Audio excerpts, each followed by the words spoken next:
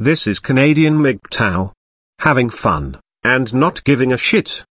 Today's video is called, The Mangina Chronicles. Episode 2. Easter Dinner.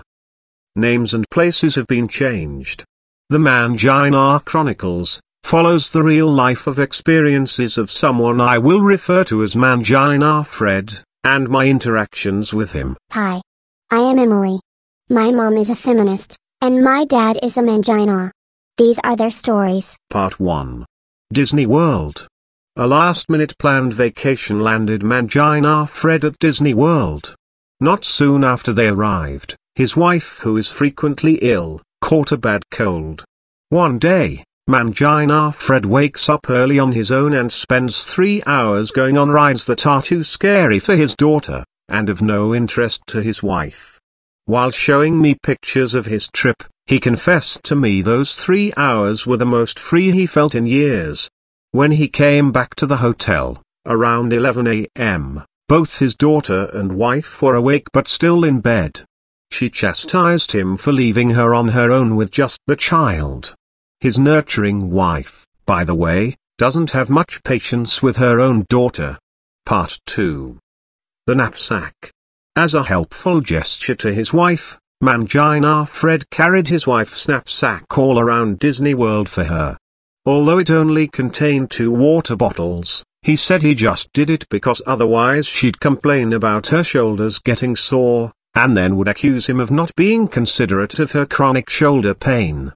The same chronic pain she's had for over 15 years and does little about. One time at a meal, his wife got agitated by some way the child was eating, and had a meltdown.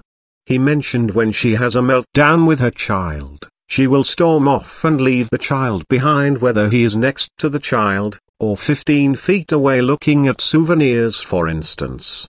During the restaurant drama, Mangina Fred left behind the knapsack as he was attending to the crying child.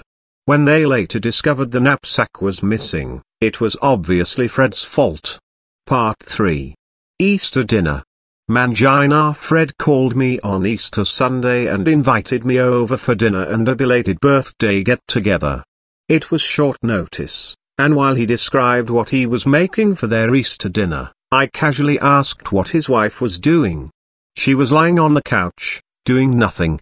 Part 4. Dinner is served. Upon arrival at Mangina Fred's house. Oops. Sorry. I should have said his wife's house. She wears the pants in the family, and she barks the orders. Anyhow, the whole time Mangina Fred is carving the ham, checking on the potatoes, steaming the peas, preparing the squash, keeping an eye on his daughter, and trying to get his daughter to settle down at the table, his wife casually sits on the couch and does nothing. Nothing productive. Unless spending half the time interjecting in conversation, or talking to her prized dog. I can say with all honesty, she loves that damn dog more than her own child, and definitely more than her husband. Just as the food is put on the table, after insisting that the dog get his fair share of squash and ham, she decides to take the dog for a walk because she feels he has to go urgently. Again with the dog. My only surprise was that she did not tell Mangina Fred to do it. About 15 minutes later, the guest of honor, the dog, comes back. Everything needs to be reheated, and of course the daughter, who is autistic, is more antsy than ever. Part 5. The blow-up. This is both sad and funny. I rarely visit, so I have a pretty good memory of events during the last visit. I admit their autistic child is a handful, but her mother can go from calm to eruption in 1 second flat. I thought I would be spared this time around, until the 7-year-old came bounding into the living room and jumped up onto the couch next to me. Out of the blue. Eruption.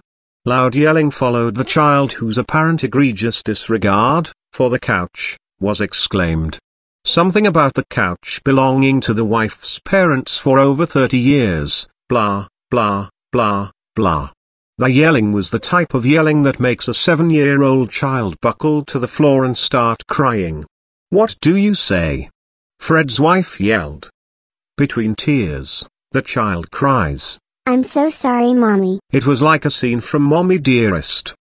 The only funny part is that when Fred's wife erupts, she literally sounds like Howard Wolowitz's mom, on the show Big Bang Theory. I kid you not. Mangina Fred just stands there and does nothing. As neutered as his wife's dog. He had a chance to find some balls, and aimed some criticism at his wife, who might have backed down in front of a guest, rather than storm off like she usually does when they are in a similar situation alone. Part 6. The cheapest gift ever. I am not one to keep score on who spends more on birthday gifts. I'd much rather have a $10 gift card to my favorite burger joint than a $30 shirt.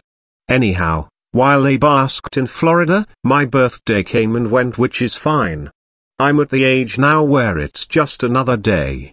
They present me a small bag, tell me that they found it in a thrift shop and felt that it just screamed me. The present was a gag gift called Grow a New Wife. A hard spongy figurine that promises to grow 5 times its size when soaked in water for 3 days. I am certain it cost $1, at the very most. Usually in the past when friends give a gag gift, it is usually accompanied by a real gift, or at the very least a card. Nada. That was it. I feigned happiness, and left. Nice to know that 11 years after my divorce, I am still defined as the divorced guy. Part 7. The final chapter.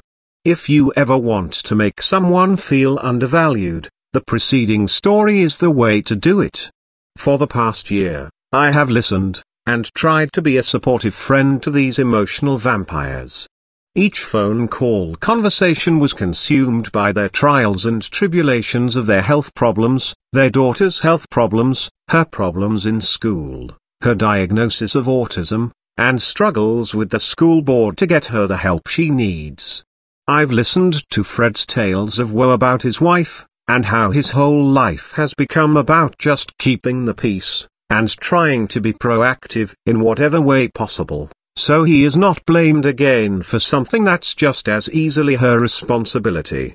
I've tried to help him see that he could easily gain the upper hand, and some peace, since his wife would never divorce him.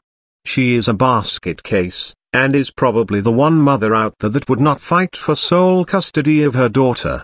She controls and runs over him because he lets her.